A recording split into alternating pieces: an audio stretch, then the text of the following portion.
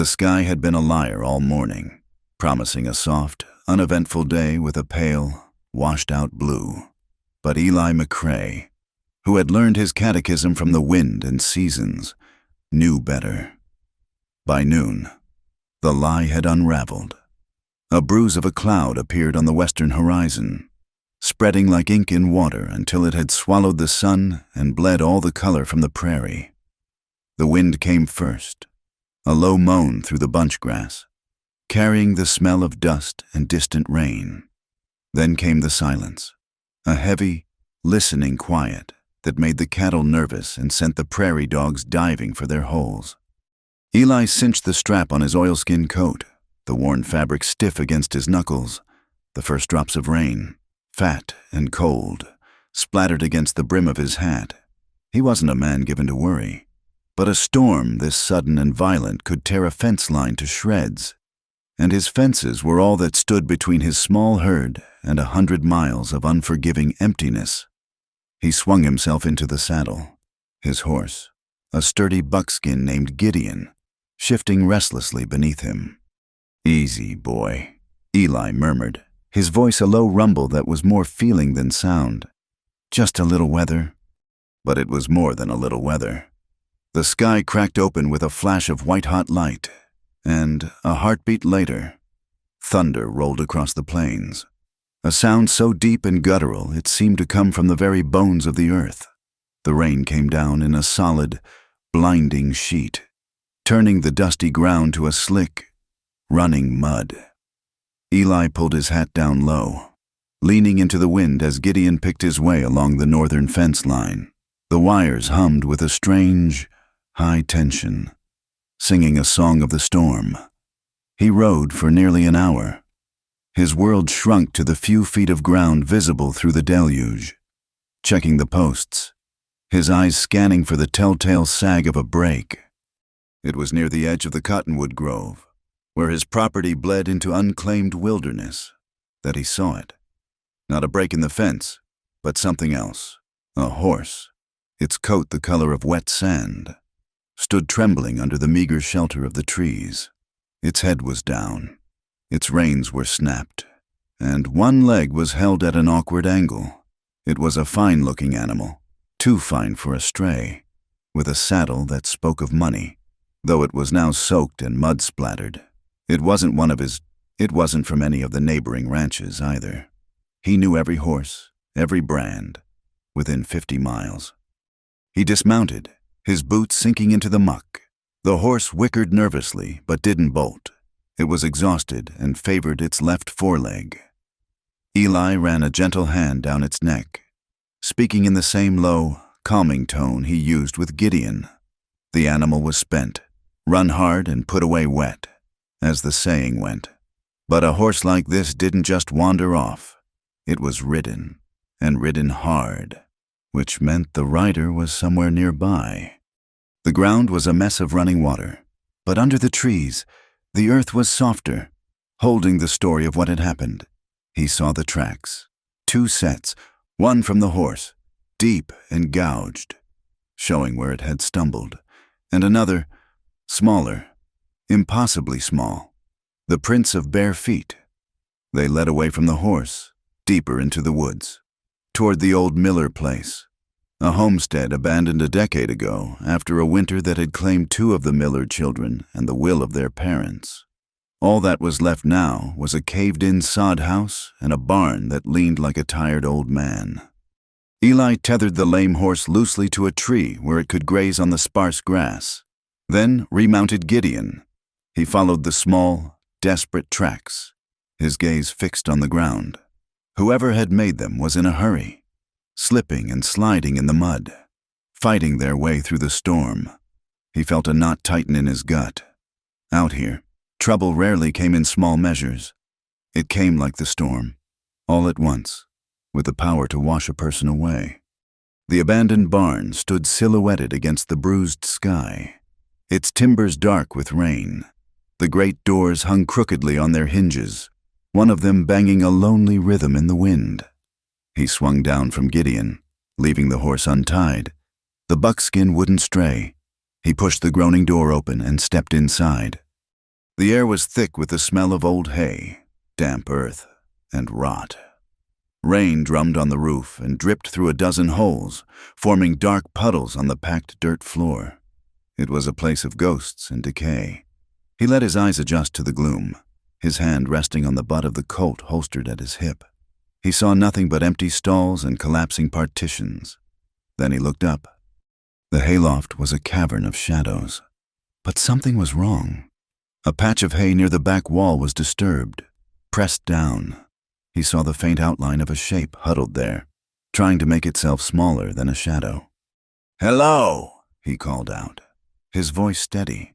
He kept it soft, not wanting to spook whatever creature was hiding in the dark. There was no answer, only the sound of the rain and the wind and the creaking of the old barn. He moved toward the ladder, his steps slow and deliberate. "I'm not going to hurt you. My name is Eli McCrae. I saw your horse." Still nothing. He placed his boot on the first rung of the ladder. It creaked in protest. He could hear a new sound now, a faint, ragged breathing from above. It was the sound of terror. "It's a bad storm," he said, continuing his slow ascent. "No place to be alone." When his head cleared the floor of the loft, he saw her. She was wedged into the farthest corner.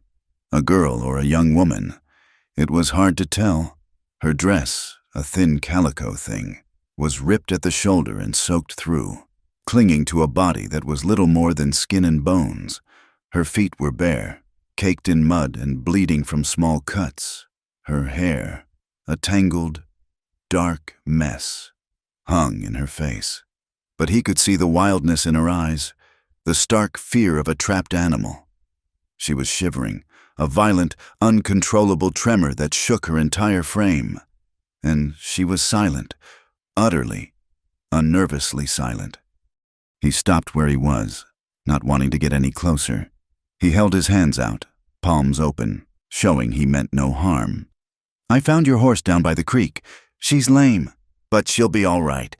You're soaked to the bone. You'll catch your death up here."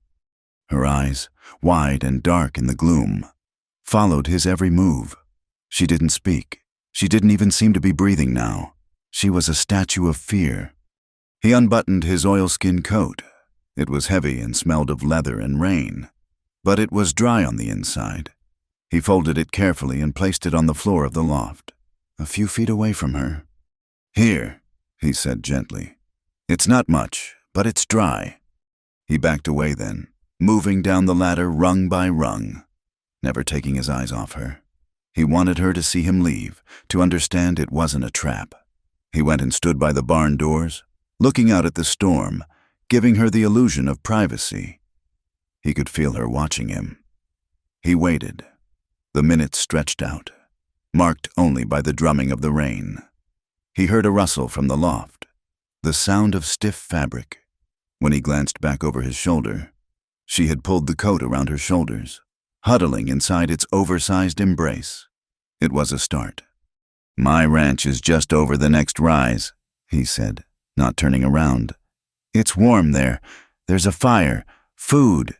If you want it, you can rest there until the storm passes." He heard a soft sound from the loft, a choked sob that was quickly swallowed. He waited for her to speak, to say anything, but the silence returned. He sighed, a long, slow breath. This was a delicate business. One wrong move, one sharp word, and she would bolt again, out into a storm that would surely kill her. "I'm going to go check on the horses," he said, his voice quiet but clear. "I'll be back in a minute. You can decide what you want to do." He walked out into the rain, his shirt already soaked through. He led Gideon and the found horse into the relative shelter of the barn's leeward side, checking the lame mare's leg more closely. It was a bad sprain, but not a break. He ran his hands over her, calming her shivering, murmuring quiet reassurances. He was really speaking to the girl in the loft. He wanted her to hear his voice, to know he was a man who was gentle with animals. It was the only reference he could offer. When he returned to the barn, she was standing at the top of the ladder, his coat wrapped around her like a shroud. She looked down at him, her face pale and streaked with dirt, her eyes still filled with a deep, bottomless fear. But she had moved. She had made a choice. "All right," he said with a nod. "Let's go." She came down the ladder slowly, hesitantly, as if she expected the rungs to break beneath her bare feet. When she reached the bottom, she stood a good 10 feet away from him, her arms wrapped tight around her middle, holding the coat closed. She wouldn't look at him. She stared at the dirt floor as if it held the answers to 1,000 unspoken questions. He led Gideon forward. "Can you ride?" he asked. She gave a small, jerky nod. "Good. It's not far." He cupped his hands to give her a leg up, but she flinched away from him, a sharp, violent recoil as if he had tried to strike her. "I'm sorry," he said, dropping his hands immediately. "I won't touch you." He turned his back, giving her the horse. He heard the rustle of the coat, the soft thud of her foot in the stirrup, and the creak of leather as she pulled herself into the saddle. She was lighter than a feather. When he turned back, she was seated atop Gideon, looking small and lost. He took the reins and began to walk, leading the horse out of the barn and into the fading light of the storm-choked afternoon. The journey back to his cabin was made in silence. The wind howled around them, and the rain, though lighter now, was still cold and relentless. He glanced back at her from time to time. She rode with her head bowed against the wind, her small frame swallowed by his coat. She looked like a lost child, but there was something in the set of her jaw, a hard, brittle line, that spoke of an older, deeper pain. His ranch wasn't much to look at, just a small, sturdy cabin he'd built with his own hands, a good-sized barn, and a few corrals. All of it nestled in a shallow valley carved out by a creek that ran full in the spring and went bone-dry by August.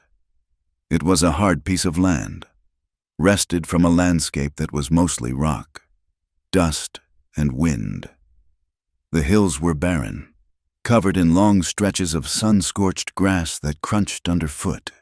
The sky was immense and often cruel, a canvas of blinding sun in the summer and bitter, steel-gray cold in the winter.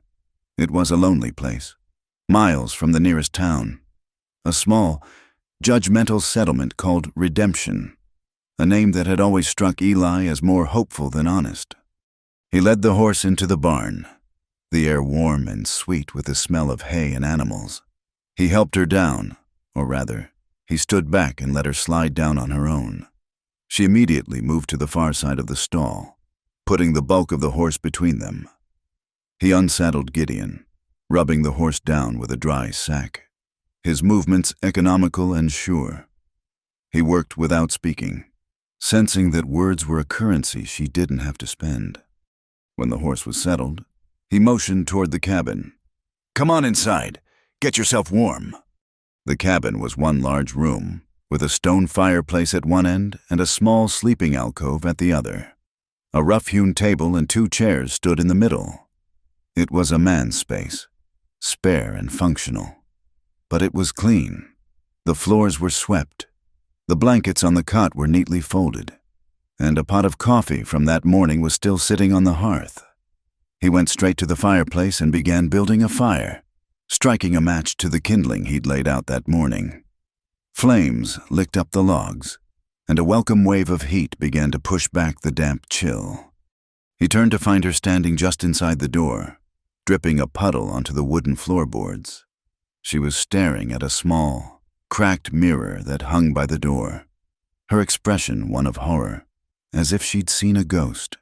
Before he could say anything, she looked away, her eyes finding a dark corner of the room to focus on. She seemed to be trying to make herself invisible. "There's a stew on the back of the stove," he said, his voice low. "It's not much, but it's hot." He ladled some into a bowl and set it on the table. He pulled out a chair for her, but she didn't move.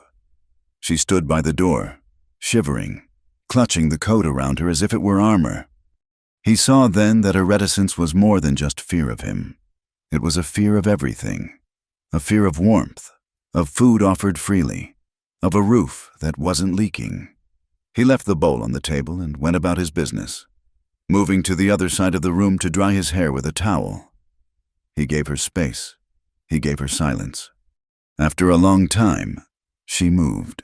Her steps were tentative, a slow shuffle across the floor. She sat down at the table, her back ramrod straight, and stared at the bowl of stew. She picked up the spoon, her hand trembling so badly that the stew sloshed over the side. She took a single, hesitant bite, then another, and another, eating with a desperate, animal hunger that spoke of days, maybe weeks, of deprivation. She ate until the bowl was empty, then stared into it, her breathing ragged. He took a blanket from his cot and draped it over the chair by the fire. "You can sleep there," he said. "It's the warmest spot." She didn't look at him, but she gave a small, almost imperceptible nod. The rain had stopped, but the wind still rattled the window panes. The world outside was a black, howling wilderness. Inside, the fire crackled, a small bubble of warmth and light against the vast darkness. He took his own meal standing by the stove, respecting the invisible wall she had built around herself. When she finished, she curled up in the chair, pulling the blanket tight around her, his coat still on underneath. Within minutes, she was asleep, her exhaustion so profound it was like a physical weight. Eli sat at the table for a long time, watching her. In the flickering firelight, he could see her face more clearly. She was young, younger than he'd first thought, maybe 20, maybe less. Her face was thin, all sharp angles and hollows, but it was a face that might have been beautiful once. Now, it was a mask of weariness and pain. He noticed bruises on her arms, dark, ugly smudges against her pale skin, and on her wrists, peeking out from the cuffs of his coat, were faint, discolored lines. They were old marks, faded but undeniable. They were the kind of marks a rope, or something worse, would leave behind. He banked the fire and retired to his cot, but sleep didn't come. He lay in the darkness, listening to the sound of her breathing and the dying moan of the wind. Who was she? Where had she come from? And what, in God's name, was she running from? The bruises and the marks on her wrists told a story he didn't want to read, a story of cruelty and captivity. Sometime in the deepest, blackest part of the night, he was jolted awake by a scream. It was not a sound of simple fear. It was a raw, guttural cry of pure terror, torn from the depths of a nightmare. It was the sound of a soul being ripped apart. He was on his feet in an instant, his heart pounding. He crossed the room in 3 strides, stopping just short of her chair. She was thrashing in her sleep, her hands batting at the air, her face contorted in agony. A single, choked word escaped her lips. "No!" His first instinct was to reach out, to wake her, to pull her from the horror that had claimed her in sleep. But he stopped himself. The way she had flinched from him in the barn, the terror in her eyes. He knew that his touch, even if meant to comfort, would only bring her more fear. So he did the only thing he could. He pulled the other chair from the table and placed it a few feet from hers. And he sat. He sat in the darkness, a silent guardian, and watched over her. He didn't speak. He didn't move. He just sat. His presence a quiet promise that whatever demons haunted her dreams, she was not alone in the dark. The thrashing subsided after a while, replaced by a low, whimpering sound. She eventually fell back into a troubled, restless sleep. Eli didn't move. He sat there for hours, a sentinel in the shadows, until the first pale, gray light of dawn began to seep through the window. The storm had passed. The world was washed clean, the air crisp and cold. He built up the fire and put a fresh pot of coffee on to boil. The smell filled the small cabin. When she finally stirred, the sun was just beginning to crest the eastern hills. She sat up slowly, blinking in the morning light, clutching the blanket to her chest. Her eyes were puffy and red, but the wild terror was gone, replaced by a deep, hollowed-out exhaustion. She looked at him, sitting in the chair opposite her, and her gaze held a question. She knew he had been there all night. He simply nodded and stood up. Pouring 2 cups of coffee, he set one on the floor beside her chair, well within her reach, but not forcing it on her. She watched him, her expression unreadable.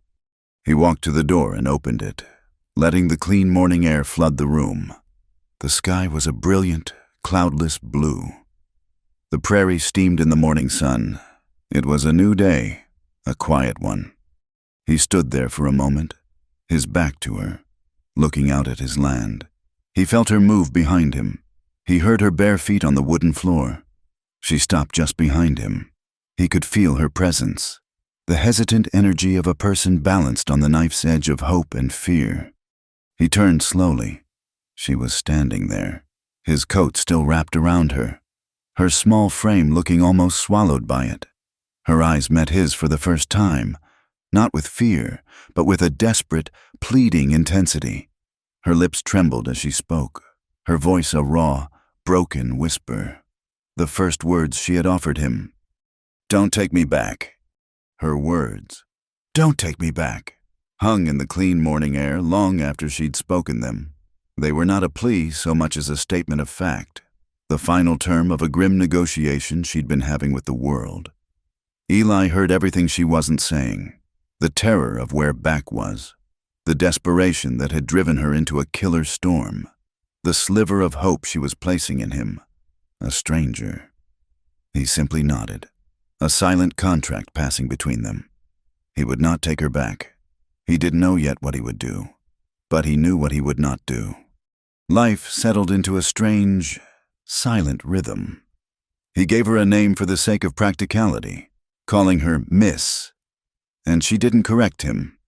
For 3 days, she barely moved from the chair by the fire, wrapped in his coat and the blanket, watching the flames as if they held the secrets of the universe. She ate what he put in front of her, her movements small and furtive, like a field mouse. She never spoke. On the 4th day, the coffee ran out, and the flour sack was nearly empty. He couldn't put it off any longer. He had to go to town. "I have to ride into Redemption for supplies," he told her that morning, his voice carefully neutral. He saw the flicker of panic in her eyes, the way her hands tightened on the blanket. "I'll only be a few hours. You'll be safe here. No one ever comes out this way." He paused, then added, "Bolt the door behind me." She watched him saddle Gideon, her thin frame silhouetted in the cabin doorway. He could feel her eyes on his back the entire ride down the winding trail from his valley. Redemption was a town that sat uneasily on the prairie, a collection of false-fronted buildings huddled together as if for warmth against the vast, empty landscape. It was a place of watchful eyes and long memories, where a man's reputation was as valuable and as fragile as a crop in a dry season. He tied Gideon in front of Abernathy's general store and stepped inside, the little bell over the door announcing his arrival. Samuel Abernathy, a man whose body was as soft as his gaze was sharp, looked up from behind the counter. "Eli, storm treat you all right?" Abernathy asked, polishing a pair of spectacles with a cloth. "Well enough. Lost a few feet of fencing over by the cottonwoods.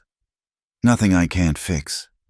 Eli began gathering his goods: flour, coffee, beans, salt, a side of bacon. He tried to keep his movements casual, but he knew Abernathy was watching him, cataloging every item. "Heard a strange horse went lame out your way," Abernathy said, his voice laced with casual curiosity. "Jonas Pinter saw it in your corral when he was checking his traps this morning." Eli's jaw tightened.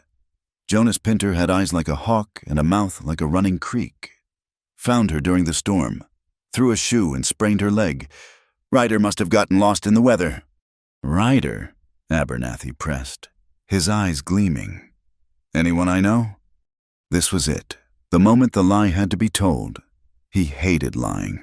It was a crooked business, and the truth always had a way of growing back straight, no matter how you buried it. "My cousin," he said, the word feeling foreign on his tongue. "From back east. Martha, she was on her way to visit, took a wrong turn at the fork. The storm spooked her horse. He added a few more items to his pile: a length of soft wool flannel, a small sewing kit, a bar of unscented soap, things a man living alone had no need for. Abernathy's eyebrows climbed his forehead. A cousin? Well, you never mentioned having a cousin. Eli. Distant, Eli said, his voice flat. On my mother's side. He paid for his goods, loaded them into his saddlebags, and left without another word. He could feel the story already taking root in the town's fertile soil of gossip. Eli McCrae, the widower who kept to himself for 5 years, suddenly has a cousin staying with him. A cousin who shows up out of nowhere in the middle of a thunderstorm. By the time he was halfway home, the whispers would have already begun.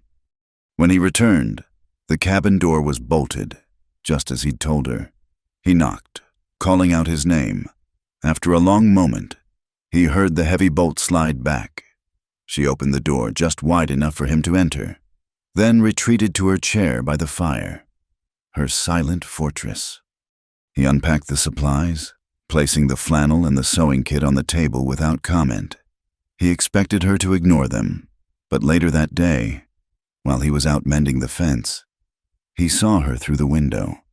She had picked up the fabric, her fingers tracing its softness, her expression distant and unreadable.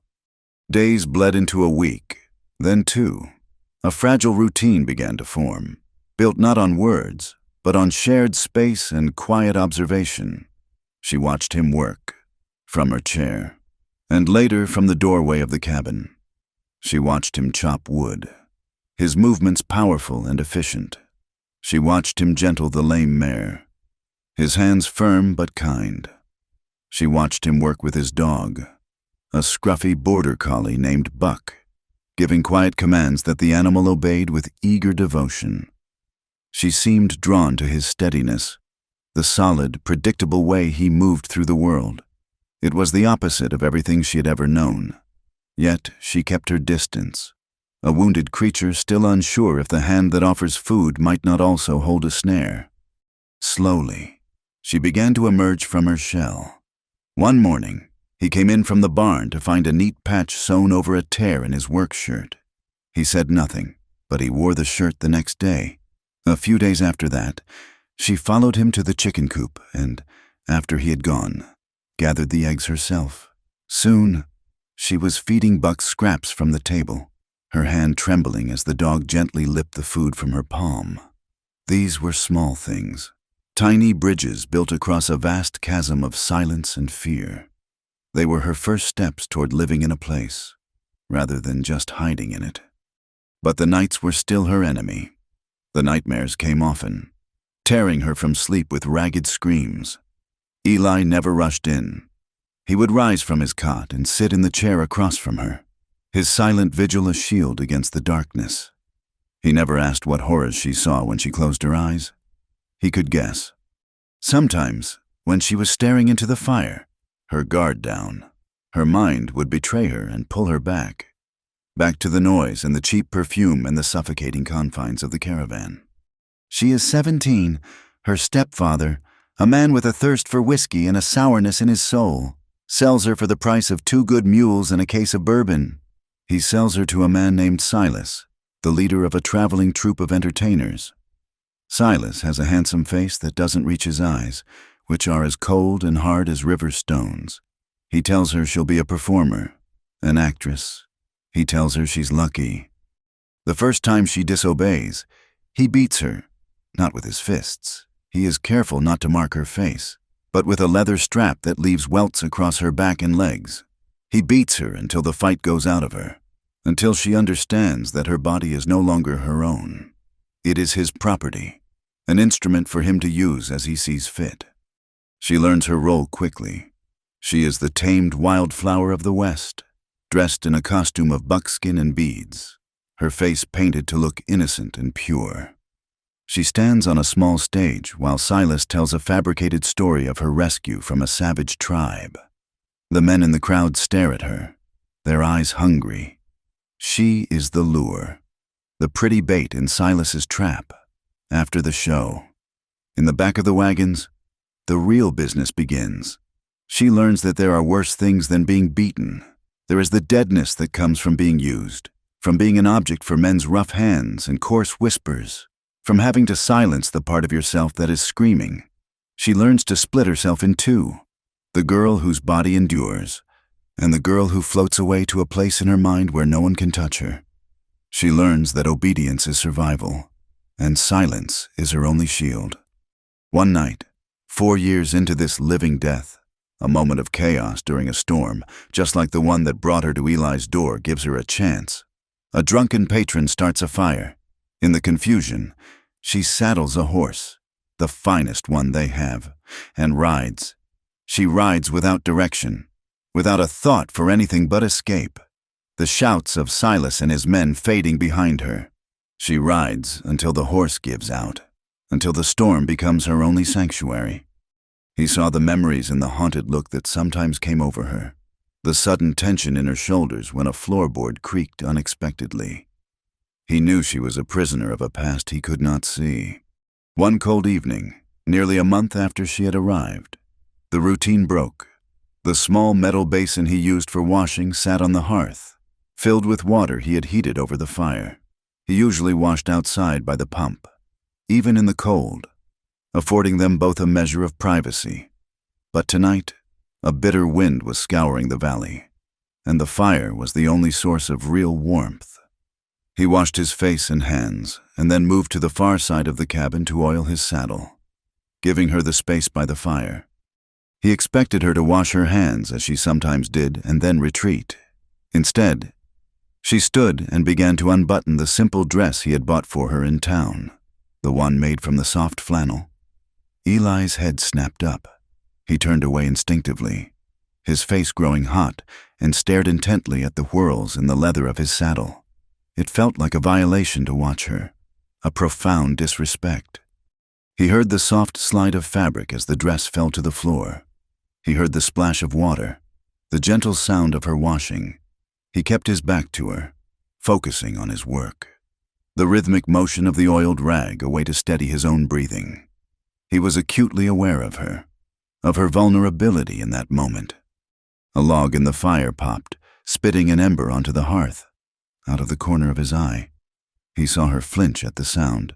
He glanced back, a reflex, his only thought to make sure she was all right. And then he saw them. Her back was to him. In the flickering firelight, her skin was pale, almost translucent, and running down the length of her back, from her shoulders to her waist, were scars. Not the clean, thin lines of an accident, but a crisscrossing network of raised white welts, old scars, long since healed, but stark and ugly against her delicate skin. They were the tracks of a whip or a strap, laid down with a brutal, methodical cruelty. They were a map of her past, a testament to the pain she had endured. His breath caught in his throat. The sight of them hit him with the force of a physical blow. It was one thing to see the faded marks on her wrists, to suspect the truth. It was another to see the truth laid bare like this, written across her body in a language of pure violence. She must have felt his gaze, because she froze, her shoulders hunched, and she slowly turned, her arms crossing over her chest to hide herself from him. Her face was a mask of utter shame, her eyes wide with the old terror he had seen in the hayloft. She expected disgust. She expected judgment. She expected him to look at her like she was spoiled, ruined goods. He looked at her, at the raw shame and fear in her eyes, and something inside him shifted. It wasn't pity he felt. It was a deep, aching wave of anger at whoever had done this to her, and a profound, heartbreaking tenderness. He saw not a ruined body, but a person who had survived something unimaginable. He tore his eyes from her body and met her gaze directly.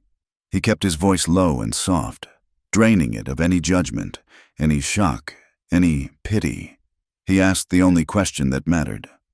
Did the chains leave scars? The question hung in the air between them. He had not asked about the scars on her back, the ones he could see.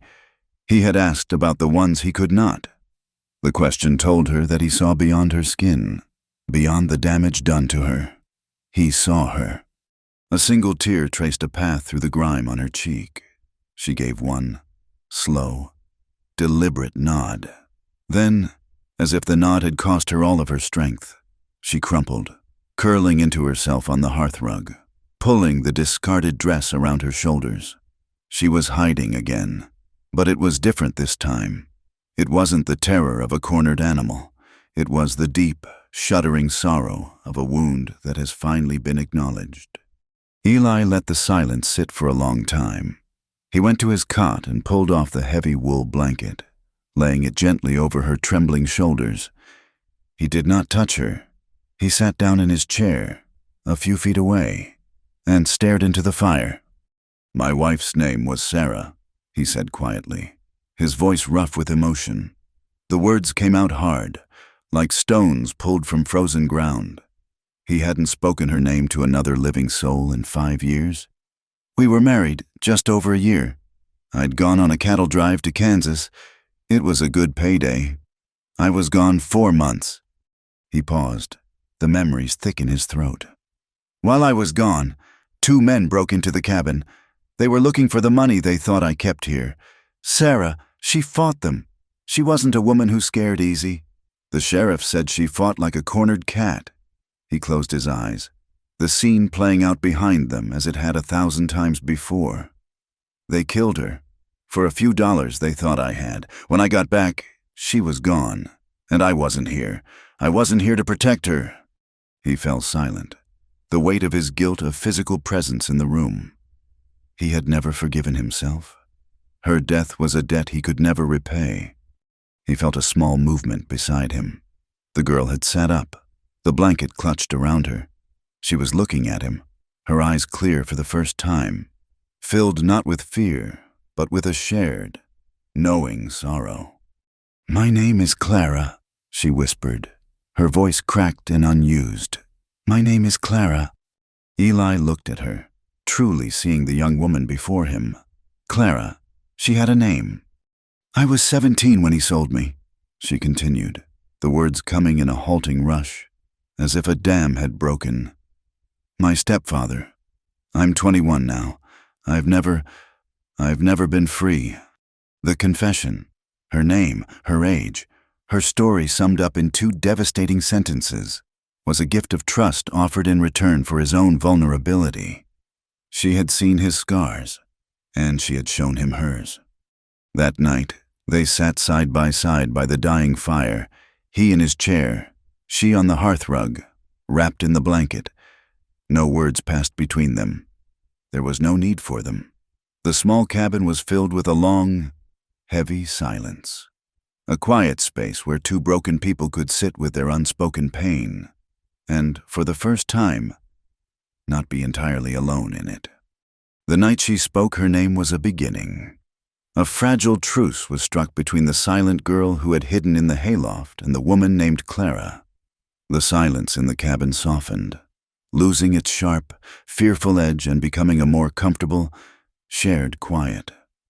Words were still scarce, but they were no longer impossible. A week later, Eli decided it was time.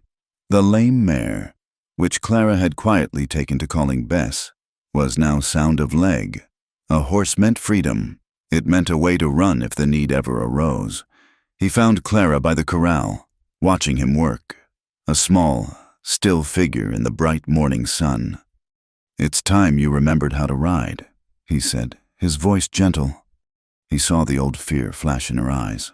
A horse had carried her away from hell, but the memory was one of terror, of a frantic, desperate flight through a storm. She shook her head, taking a half-step back toward the cabin. "Just in the corral," he said, not pushing. "Bess is a gentle soul. She'll take care of you." He saddled the mare, his movements slow and deliberate, giving Clara time. He talked to the horse, his voice a low, soothing murmur, the same tone he'd used on her in the barn. After a long moment, she drifted closer, her hands twisting in the fabric of her dress. He held out the reins. "You know how," he said. Your body remembers. Her hand trembled as she took them. The leather was warm from the sun, familiar in her grasp. He saw a flicker of something in her expression, a ghost of a memory from a time before the caravan, before her life had been stolen from her. She put her foot in the stirrup, her movement stiff and uncertain. When she swung her leg over, she landed in the saddle with a gasp, her knuckles white on the pommel. She was trembling from head to toe, her body rigid with a fear that was 4 years old. Just breathe, Eli said, standing by the mare's head, his hand resting on her neck. Just feel her under you, that's all. We don't have to go anywhere. For 10 minutes, they stood like that, the horse patient, the woman terrified, the man a quiet anchor in a storm of memory. Gradually, the violent shivering subsided. Her shoulders, which had been up around her ears, began to relax. She took a deep, shuddering breath and let it out slowly. Walk on, she whispered, her voice barely audible. Eli led the mare in a slow circle around the corral. Clara's eyes were squeezed shut at first, but then she opened them, looking not at the ground or at Eli, but out at the vast, open hills surrounding the ranch. He watched her face. He saw the fear warring with something else, something new, a sense of power, perhaps, up here on the back of this strong animal. She was not a victim. She was not property. She was just a woman, riding a horse under an endless blue sky. She learned quickly. Just as he'd said, her body remembered. The tentative posture gave way to a natural seat. Her hands grew confident on the reins. Within an hour, she was guiding Bess around the corral on her own, a small, hesitant smile touching her lips for the first time. It was a fragile thing, that smile. But it was there. It was real. The next week, they had to go to town for supplies. He needed grain for the horses, and she needed proper shoes. Her bare feet, though healed, were a constant reminder of her flight. He expected her to refuse, to hide in the cabin, but to his surprise, she agreed. The riding had given her a sliver of confidence, a taste of a world larger than the 4 walls of the cabin.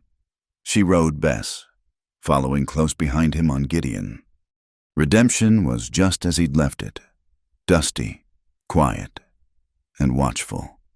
As they dismounted in front of Abernathy's general store, he saw the curtains twitch in the window of the dressmaker's shop across the street.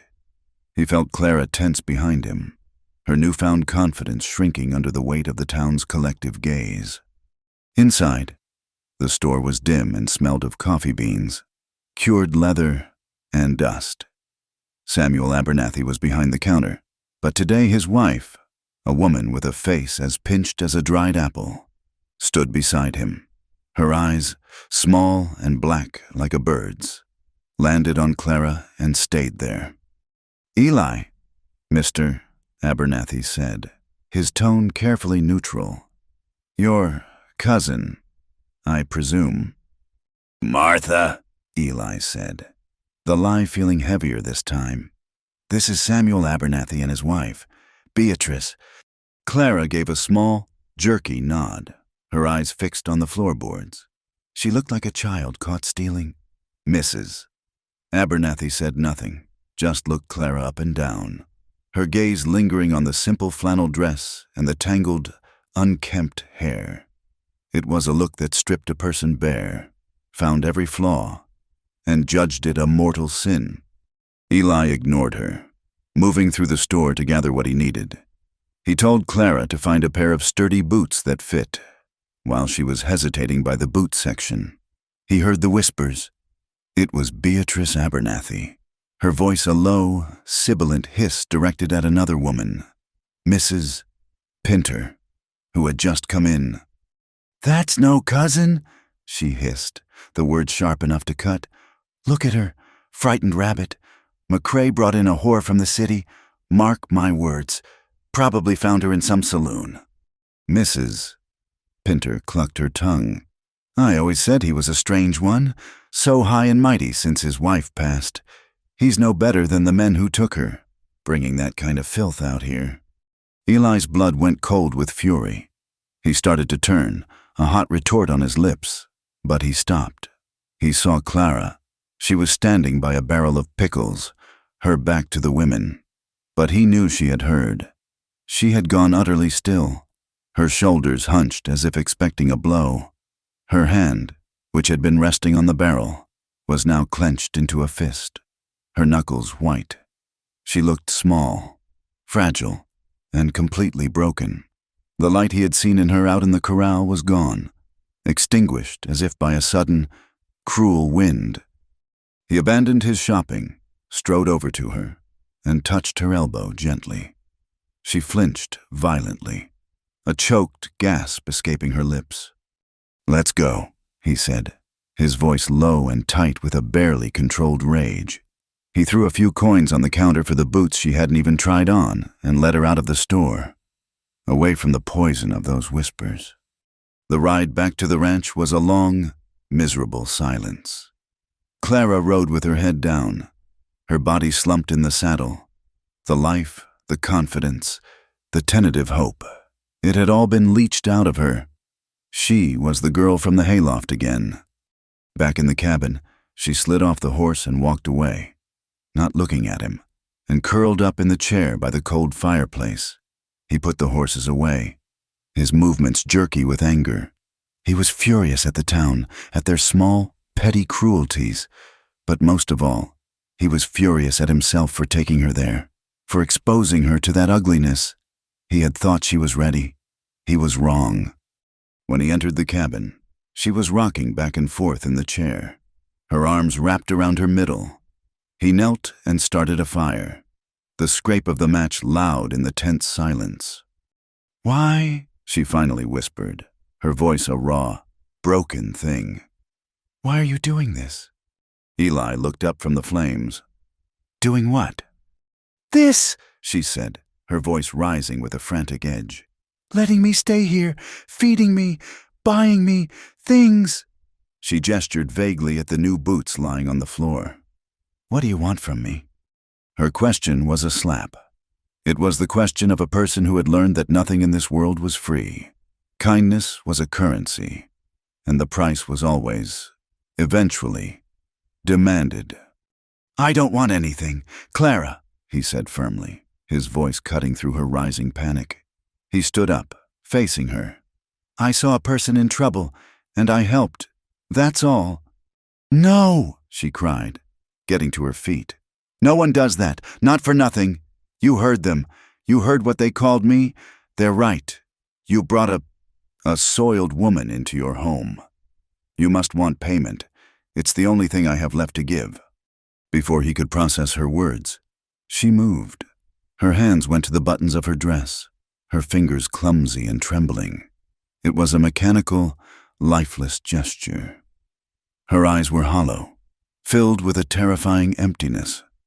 It was the look of a person surrendering, a person who had been taught that the only way to appease a man was to offer her body. "Clara, stop," he said, his voice sharp with alarm. But she didn't.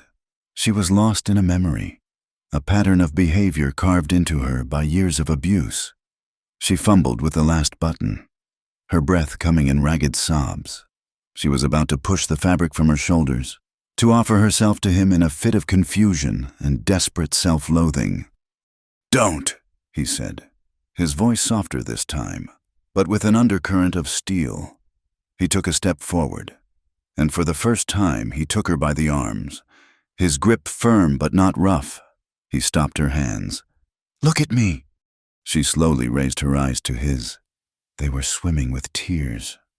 "You don't need to pay for kindness," he said, each word deliberate and clear. His refusal was not what she expected. It was a rejection of the only transaction she knew, and in her broken, twisted state, it felt like a rejection of her. The shame and confusion in her eyes curdled into anger. She ripped her arms from his grasp. "Why?" she spat, her voice thick with tears. "Am I not good enough for you? Am I too dirty, too ruined?" She backed away from him, her face contorted in a mask of pain. "You just pity me. You look at me and you see this pathetic, broken thing. and you get to feel like a saint for helping me. That's your payment, isn't it?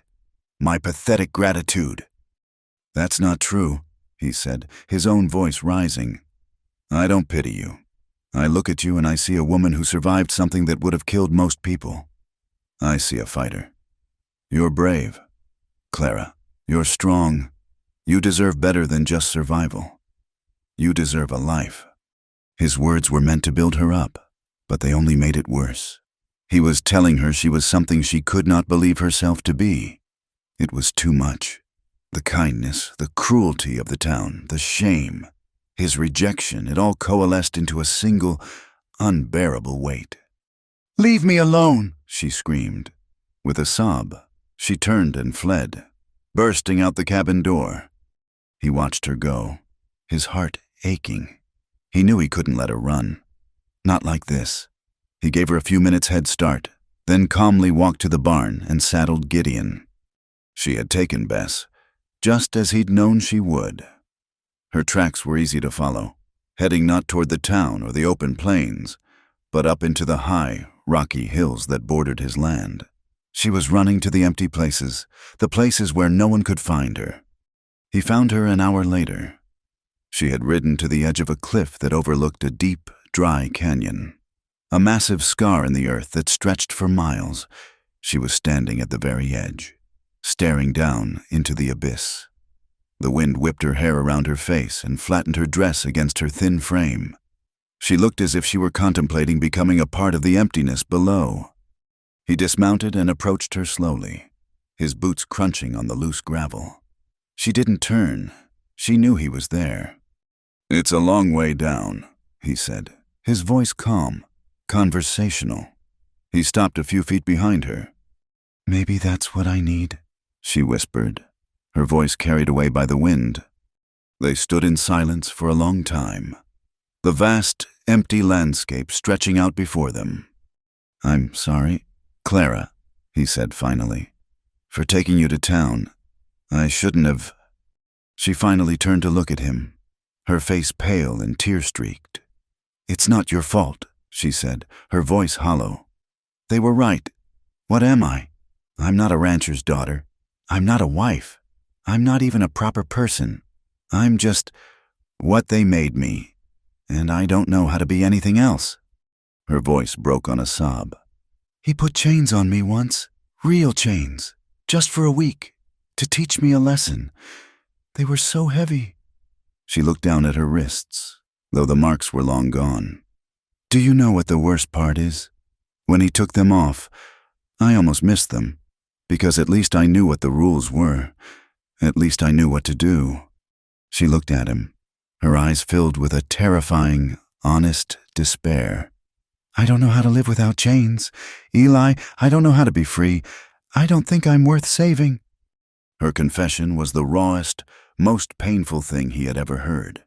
He saw the depth of her prison, a cage built not of iron bars, but of shame and fear, and a belief so deeply ingrained that it had become her truth.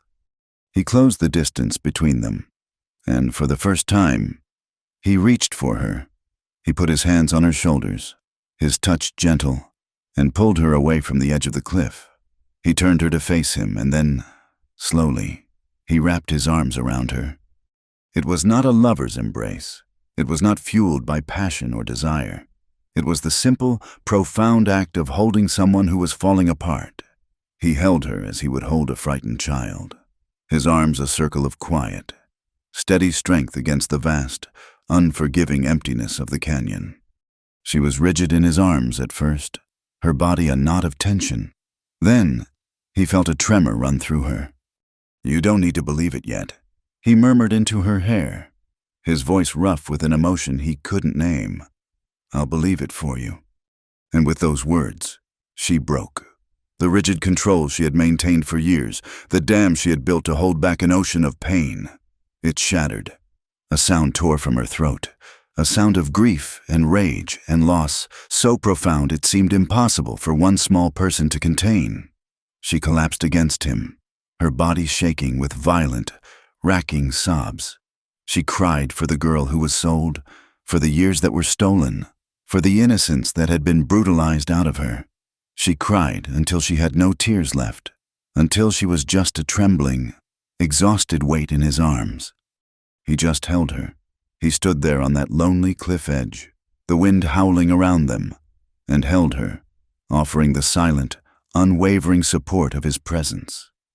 He was her anchor in the storm, her shield against the abyss. He was believing for her. The day he held her on the cliff was the day the earth under her feet began to feel solid again.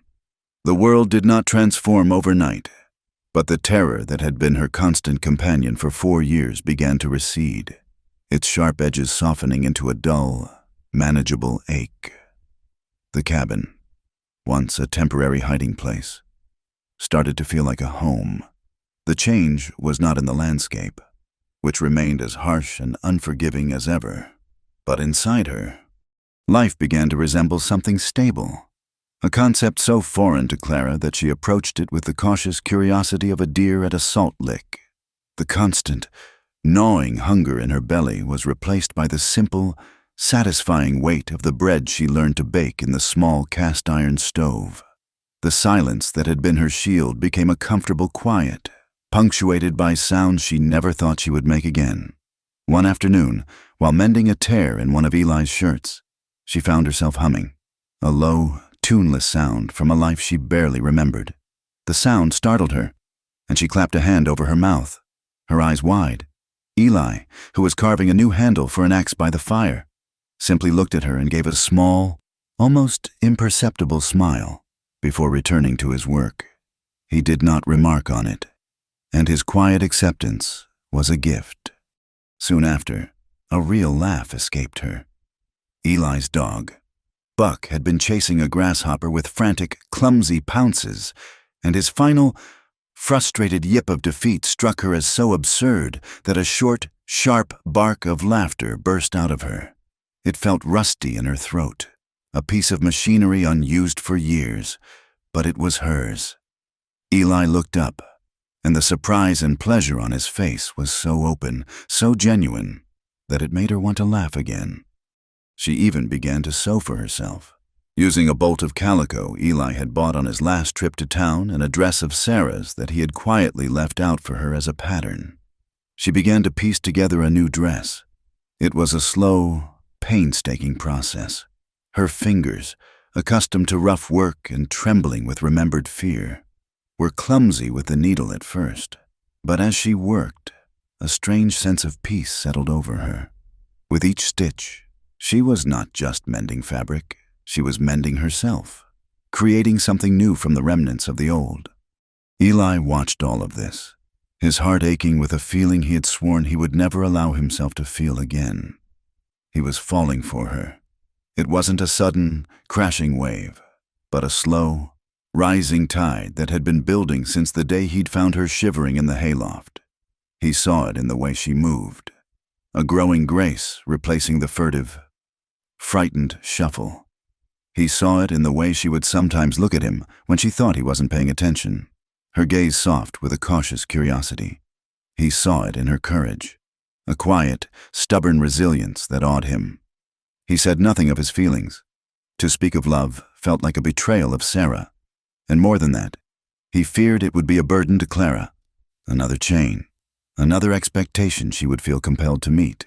So he kept his silence, content to watch her heal. Clara, in turn, began to emerge from her cocoon of fear. She started to test the edges of their strange, quiet relationship. One evening, as he sat cleaning his rifle, his brow furrowed in concentration, she spoke from her chair by the fire. "You're very serious," she said, her voice soft. He looked up, surprised. "Gotta be. A dirty rifle is a dangerous thing." "I think you'd be serious even if you were petting a kitten," she teased gently. A faint blush crept up his neck. He wasn't used to being teased. He wasn't used to any kind of lightness. He grunted, a non-committal sound, and went back to his work. But he could feel the ghost of a smile playing on his own lips. She was pushing, just a little, testing the waters of tenderness, and he found he did not mind. He found he liked it more than he could say. Their fragile peace was shattered on a Tuesday. They needed supplies, and for the first time, Clara felt no dread at the thought of going to town. The whispers of Beatrice Abernathy no longer held the same power over her. She held her head a little higher as they rode into redemption, her back straight in the saddle. The town was busier than usual. A livestock auction was being held in the pens behind the blacksmith's shop. Farmers and ranchers from all over the county were there, their voices a low hum of bargaining and gossip. Eli needed a new plow horse, so they tethered their mounts and made their way through the crowd. Clara stayed close to Eli's side, the press of bodies making her uneasy. She kept her eyes down, watching the dusty ground, trying to make herself small. She looked up only when Eli stopped to examine a sturdy-looking draft horse, and that was when she saw him. He was standing across the pen, leaning against a post. He was a tall, weaselly man with a thin mustache and clothes that were too fine for the dusty town. His name was Finn, and he had been one of Silas's most trusted men, a cruel enforcer with a leering smile and quick hands. Their eyes met across the dusty pen.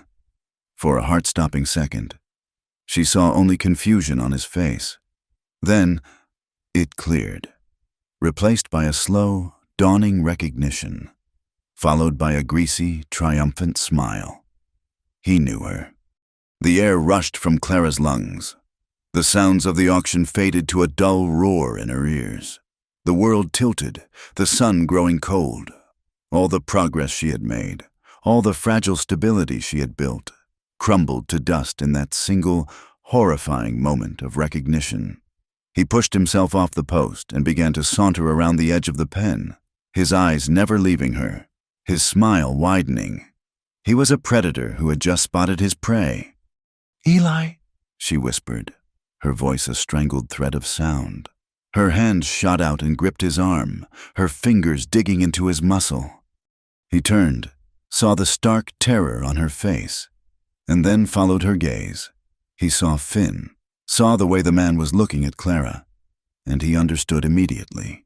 His face hardened, his eyes turning to chips of ice. "We're leaving," he said, his voice a low, dangerous growl. He put his arm around her shoulders and turned her away, shielding her with his body, and steered her through the crowd. He didn't look back, but he could feel Finn's eyes on them, a burning, possessive gaze that promised trouble. The ride home was a silent, frantic retreat. Clara felt as if she were fleeing all over again, the ghosts of her past galloping at her heels. The safety of the ranch, which had seemed so absolute just that morning, now felt like a fragile illusion. For 2 days, they lived in a state of suspended dread. Clara was quiet again, the humming and the laughter gone.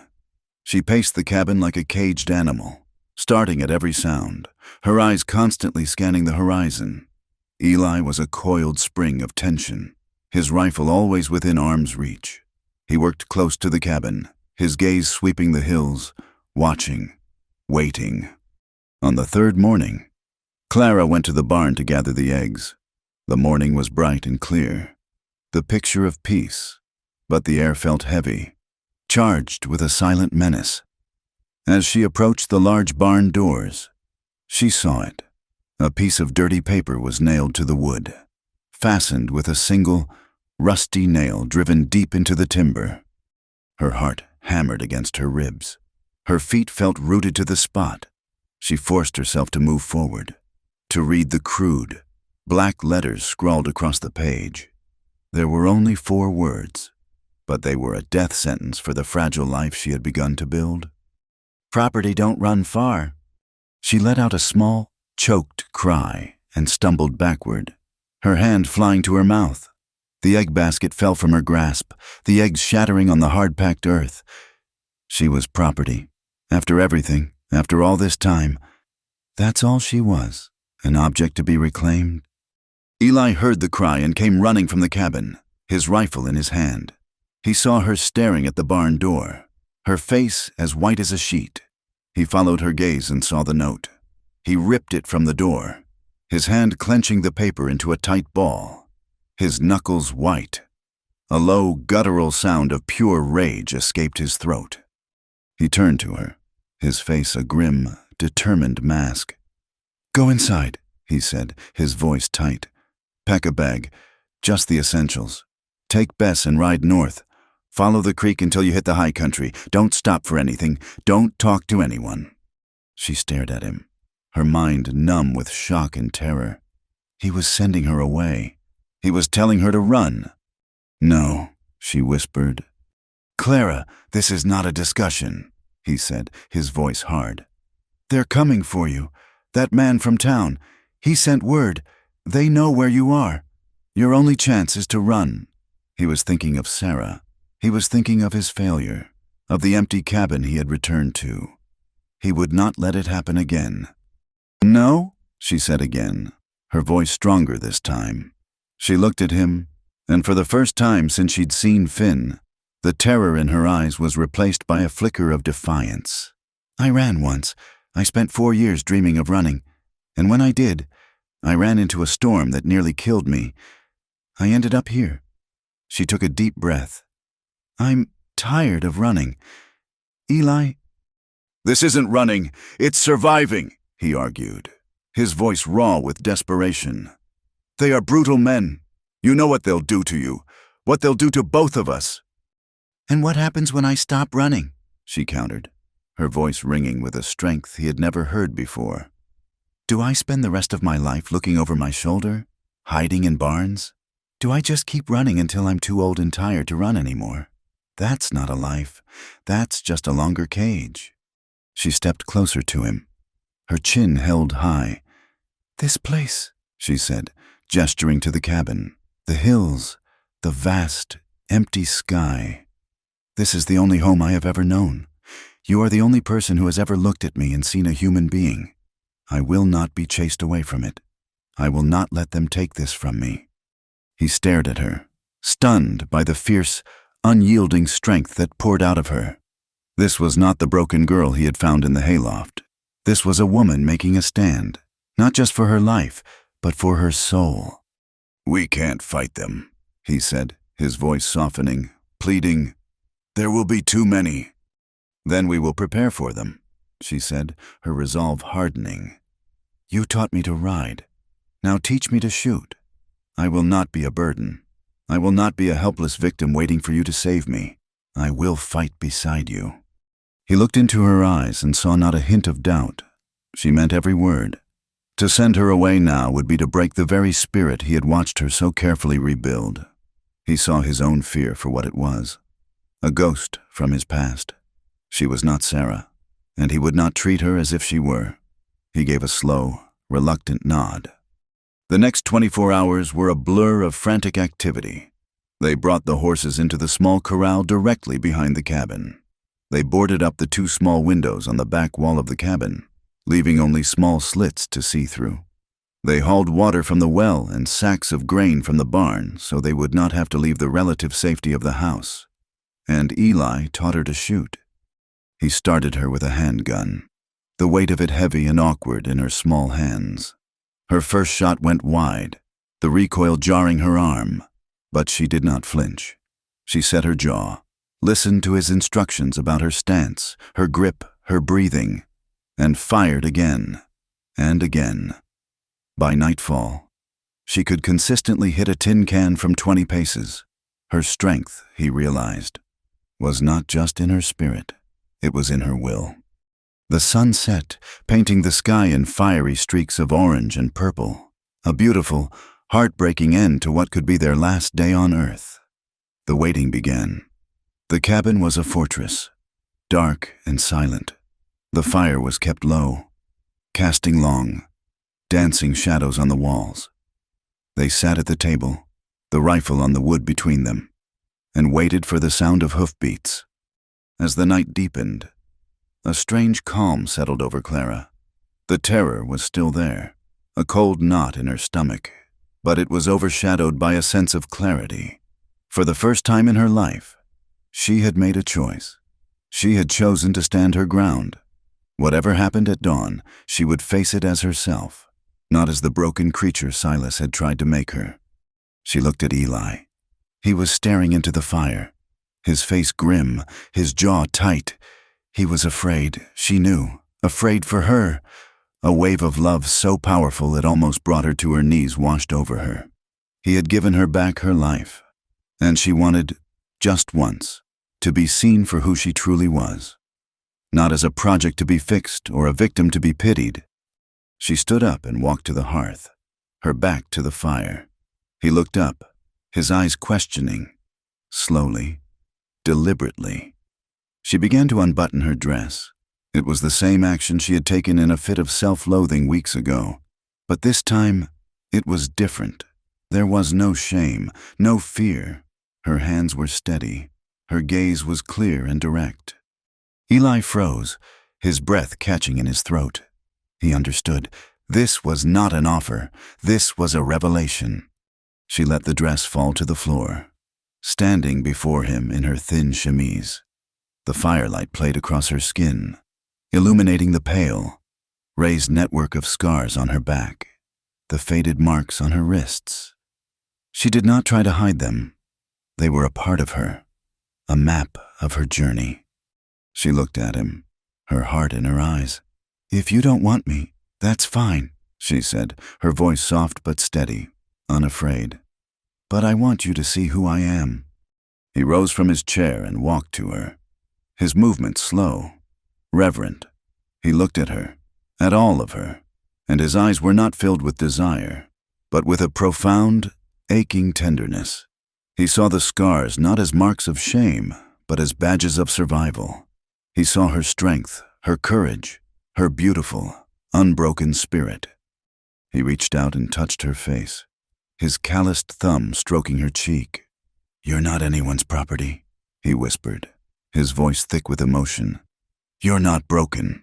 He leaned in, his forehead resting against hers. "You're yours." And then he kissed her. It was not a kiss of passion, but of promise. It was a vow, a sealing of the truth he had just spoken. It was gentle and deep, and spoke of a love that had grown in the harshest of soils. He lifted her into his arms and carried her to his cot. What happened next was as quiet and as sacred as a prayer. It was gentle, a hesitant exploration, a discovery of what it meant to be touched with reverence instead of roughness. For Clara, it was a reclaiming of her own body, a place of trauma transformed. For one night, into a place of sanctuary. For Eli, it was the breaking down of a wall he had built around his heart 5 years ago. It was real, and it was healing. Afterward, as they lay tangled together in the darkness, the tears she had held back for so long began to fall. They were not tears of pain or shame, but of release, a final washing away of the past. He held her, his arms a safe harbor, and whispered her name into her hair until the shaking subsided, until she was quiet in his arms, her breath mingling with his in the still, dark air of the cabin, waiting for the dawn. The dawn came, not with the crash of violence, but with a deceptive, unnerving quiet. The night passed in a state of heightened awareness, where every gust of wind sounded like hoofbeats, and every creak of the cabin walls was the footstep of an enemy. But the sun rose on an empty horizon, and the waiting stretched their nerves to a raw, fraying point. The attack did not come to them. The enemy had gone to town first. They came into Redemption 2 days after the auction, a group of 5 hard-faced men led by a man with a handsome, cruel face who called himself Silas. They rode in not like a gang of thugs, but like prosperous businessmen, their clothes dusty but of good quality, their horses well-fed. They claimed to be cattle buyers, scouting the territory for a large-scale purchase, and they took rooms at the town's only hotel. They spent money freely at the saloon, buying drinks and speaking of contracts and grazing rights. Redemption was a town that survived on caution, and the whispers started immediately. The men were too smooth, their questions too pointed. They asked about local ranches, about who lived where, paying particular attention to the small, isolated plot owned by the widower.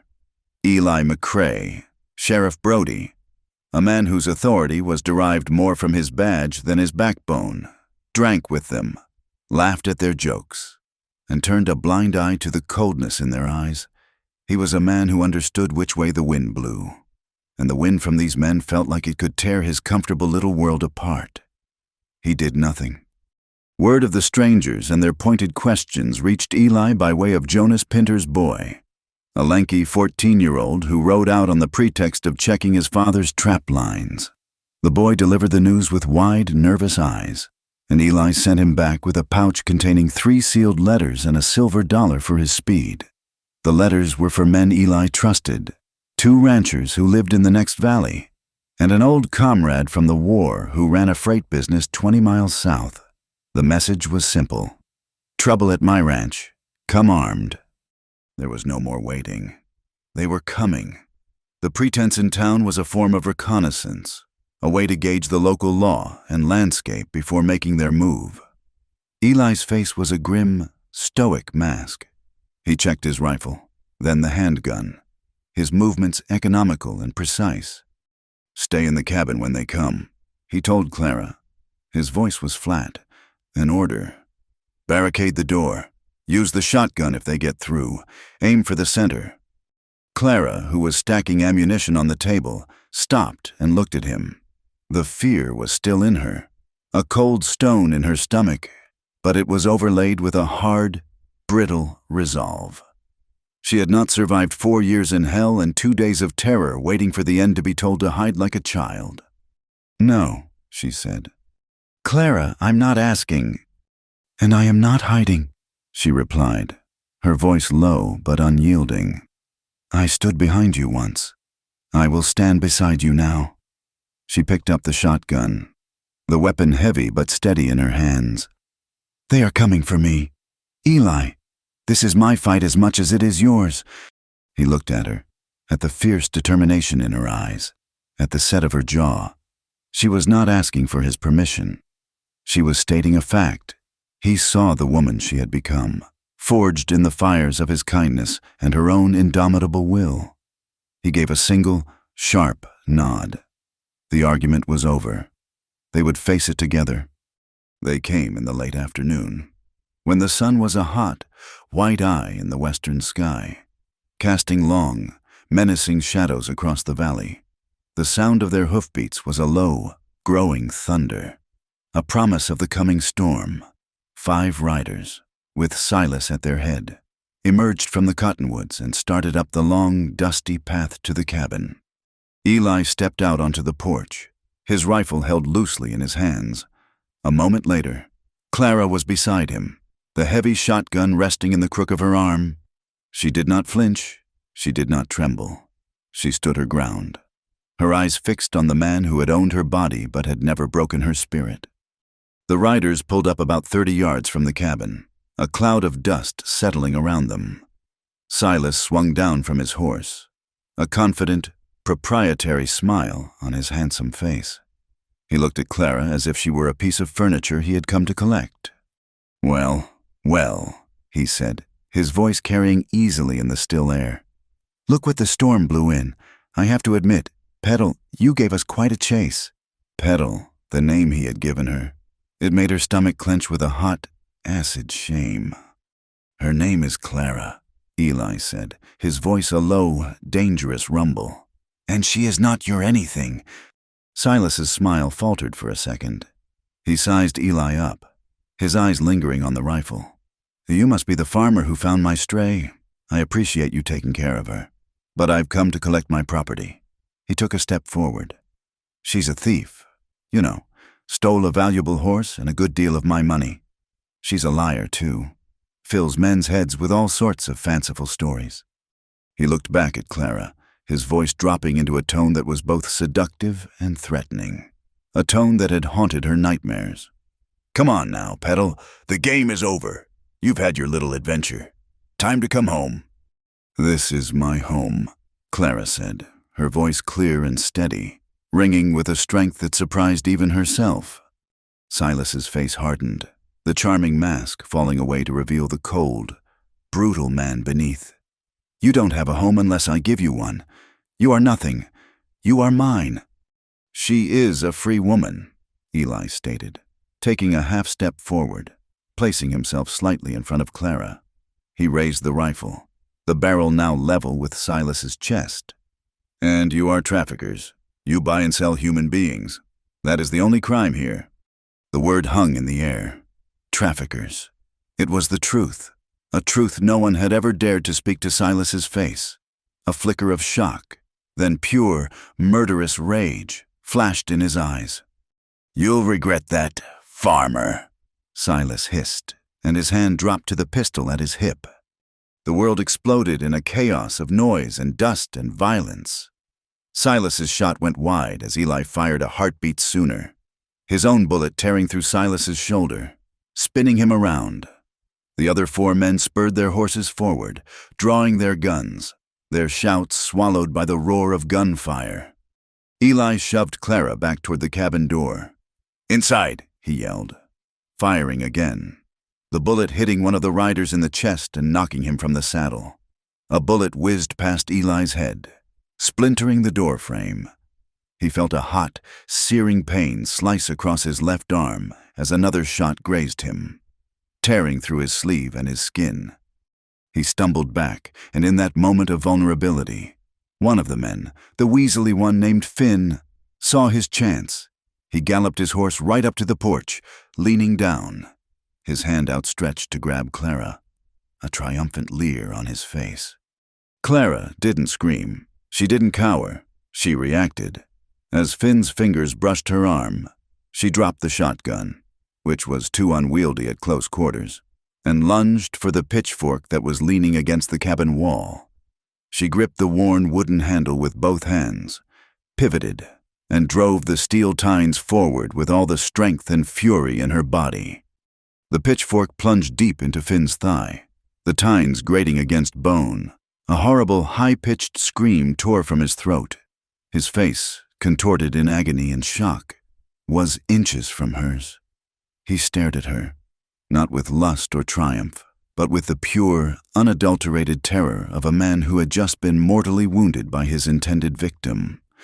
He toppled from his horse, the pitchfork still embedded in his leg, and lay writhing in the dust.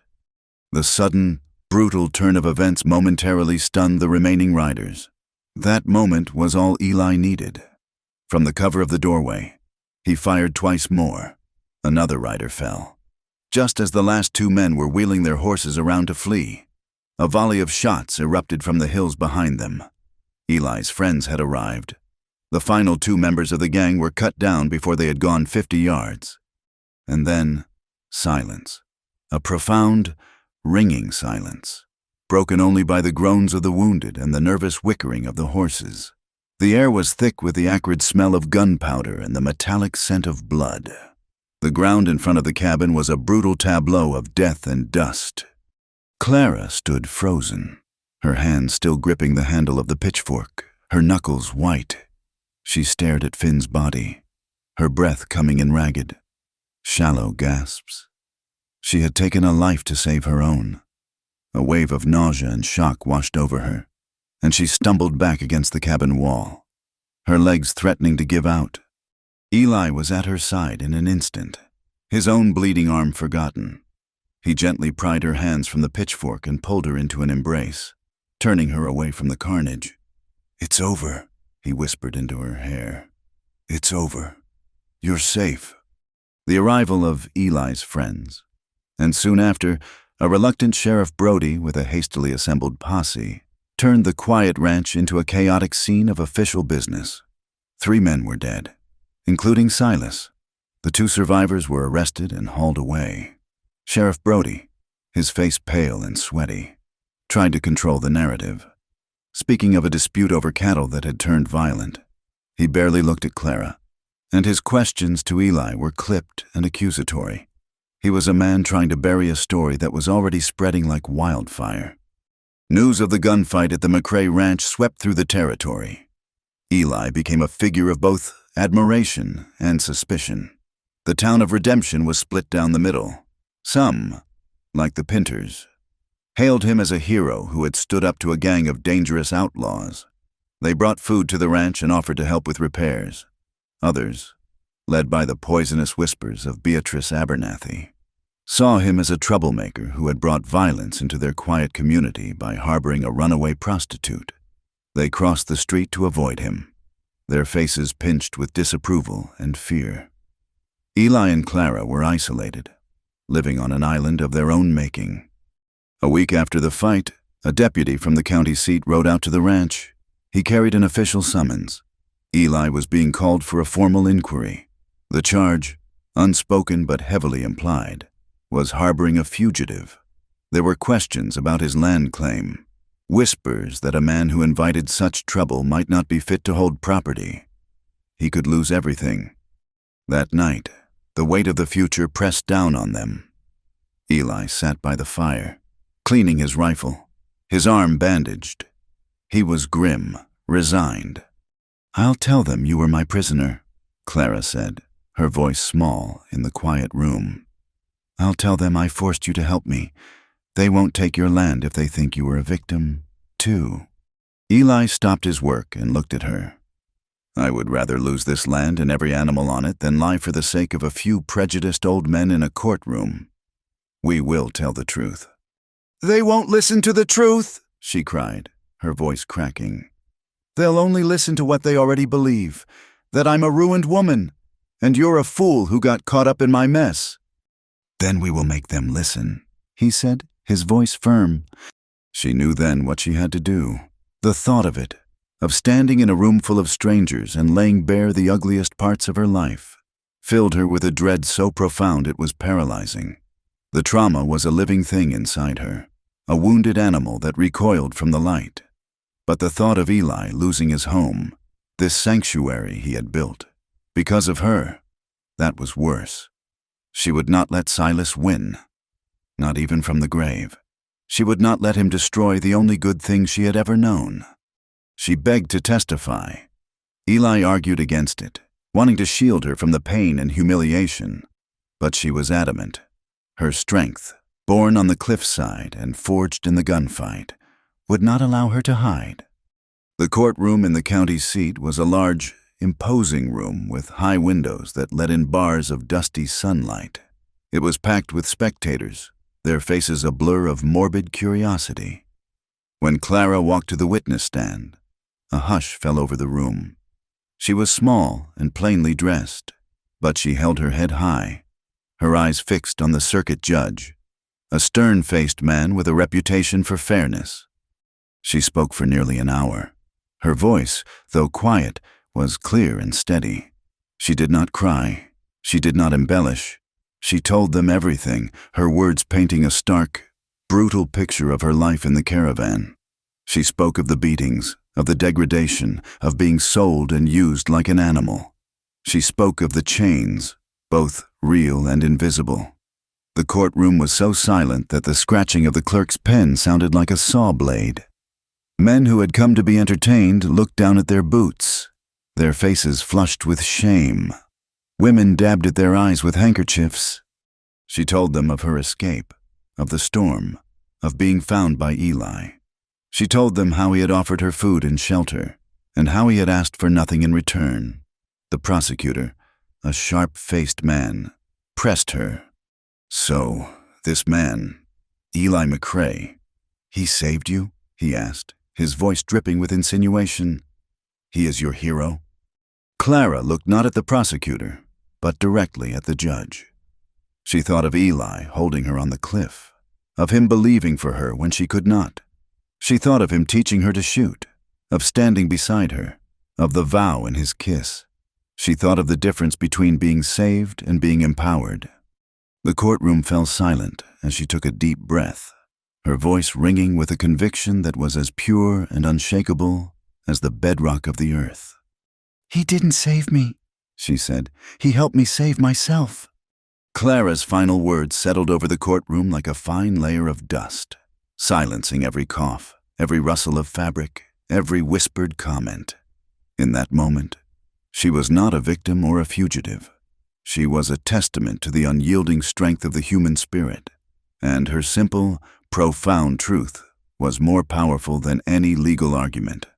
The circuit judge, a man who had seen the worst of humanity in his long career, looked at her for a long moment. his stern expression unreadable.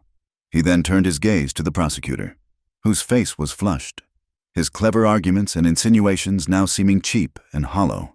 Finally, the judge looked at Eli, who sat at a table in the front, his hands resting on his knees, his eyes fixed on Clara with an expression of profound, unwavering pride.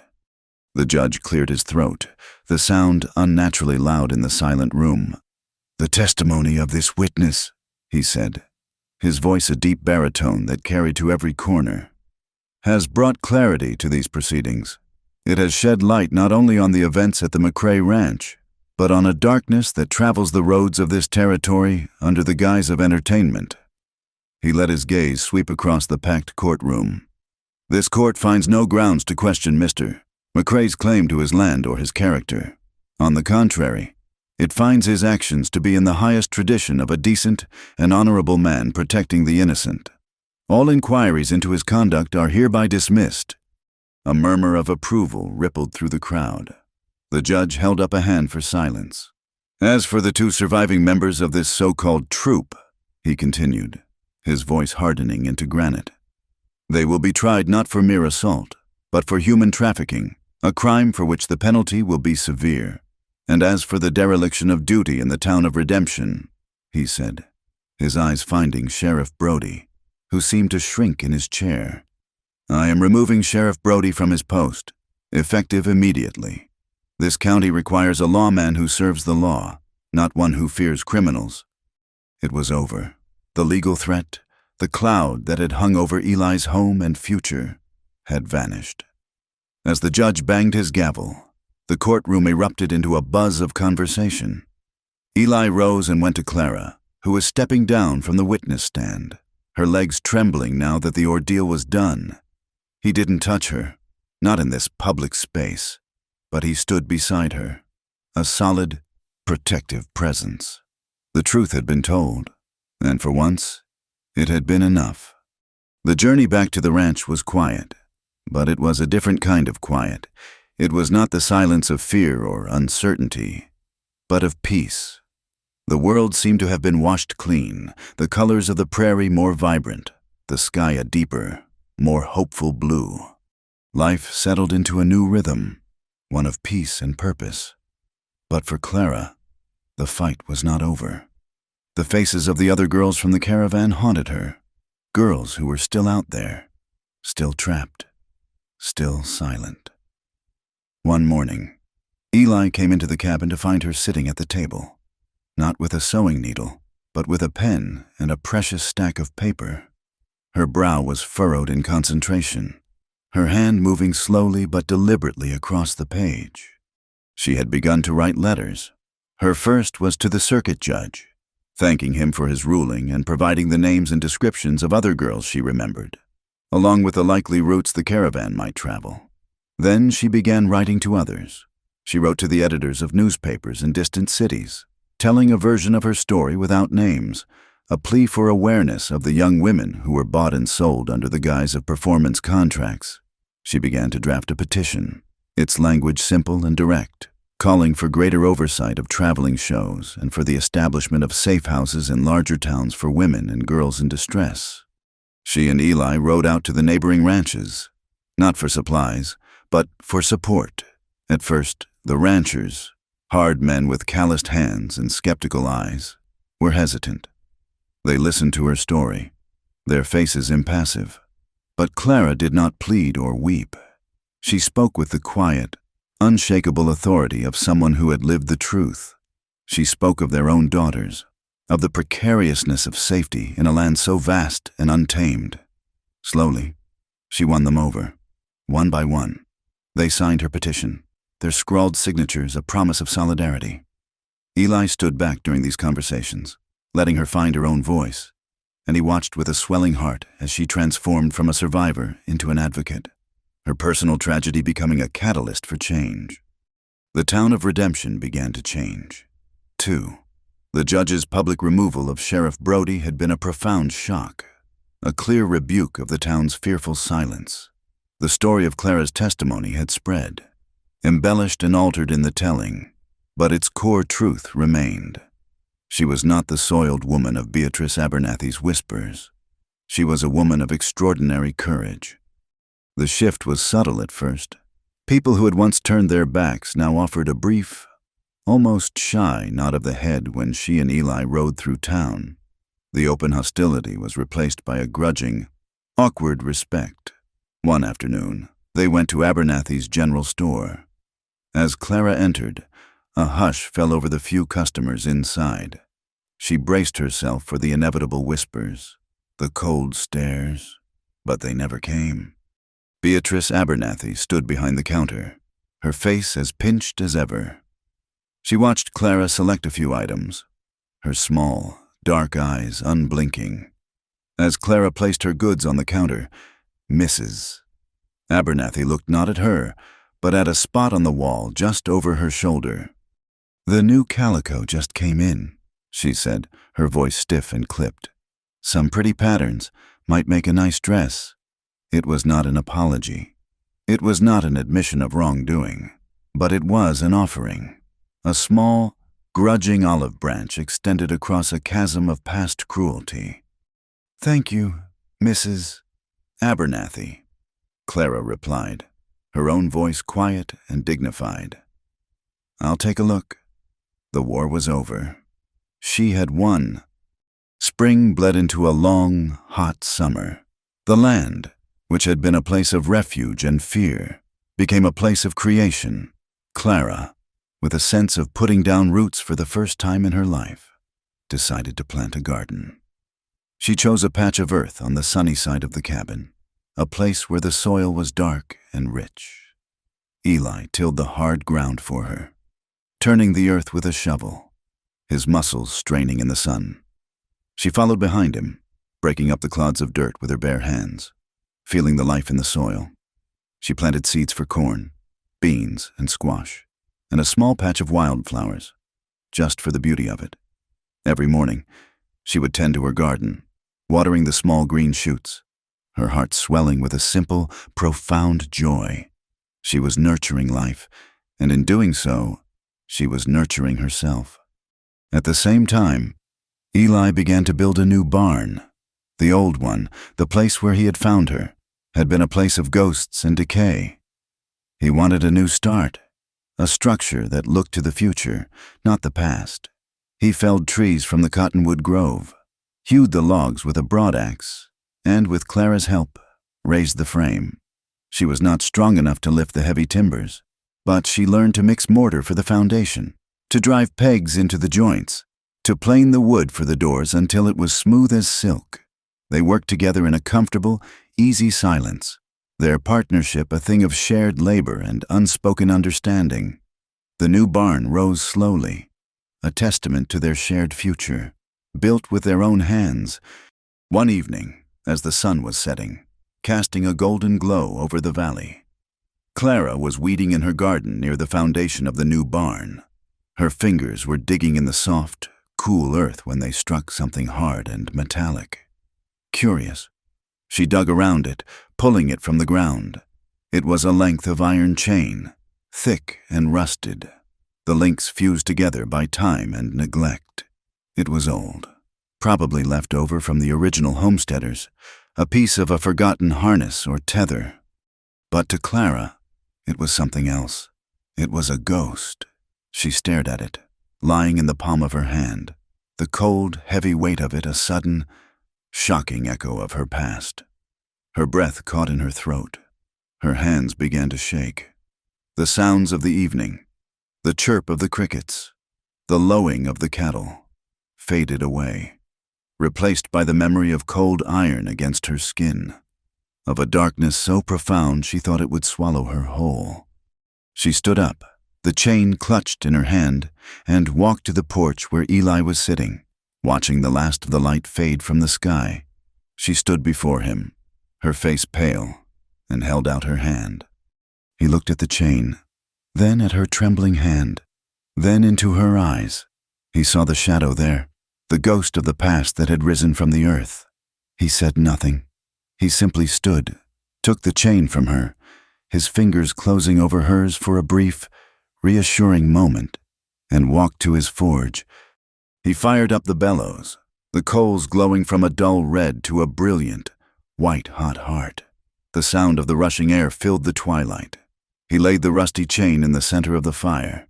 He watched as the metal began to glow, its dark, ugly history being burned away by the purifying heat. When it was a malleable, shimmering orange, he took it with a pair of long tongs, laid it on the anvil, and raised his hammer. The first blow rang out in the quiet evening, a clear, sharp report. He worked with a steady, powerful rhythm, the hammer rising and falling, sparks flying into the darkness. He was not just shaping metal, he was destroying a symbol. He was taking the ugliest part of her past, the physical manifestation of her bondage, and with fire and force, he was transforming it. He beat the links until they were no longer links, until they were a single, glowing lump of iron. Then, with smaller, more precise blows, he began to shape it, to give it a new form, a new meaning. He worked for over an hour, his face lit by the glow of the forge, sweat beading on his brow. When he was finally finished, he plunged the metal into a bucket of water, a furious hiss of steam erupting into the night air. He pulled it out and held it in his calloused palm. It was no longer a chain. It was a small, simple iron heart, its surface pitted and imperfect, but solid and whole on its face.